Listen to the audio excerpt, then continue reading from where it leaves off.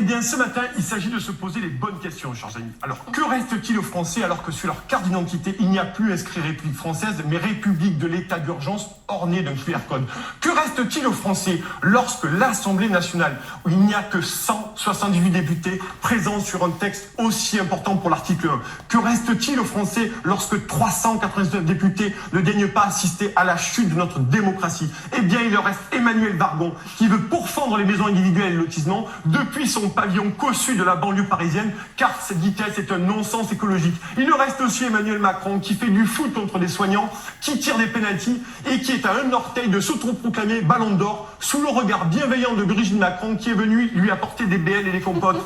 Et on ne parlera même pas de la troisième mi-temps sans geste barrière, hormis pour le petit personnel. En réalité, depuis les Gilets jaunes, il ne reste plus grand-chose aux Français épris de liberté pour se faire entendre et pour contester dans les nuages de gaz lacrymogène. En réalité, des millions de Français sont pris en otage sous le poids d'un pouvoir de plus en plus liberticide. Et en réalité, des millions de Français n'ont aujourd'hui plus aucune confiance dans leur Assemblée nationale à cause des députés qu'ils ont élus et qui ne sont pas à l'Assemblée. Aujourd'hui, des millions de Français sont seuls face à la politique brutale d'Emmanuel Macron qui a réussi son pari, divisé comme jamais. Et il faut relire toujours Hannah Arendt qui écrivait, je cite, « Les mouvements totalitaires sont des organisations massives d'individus atomisés et isolés ».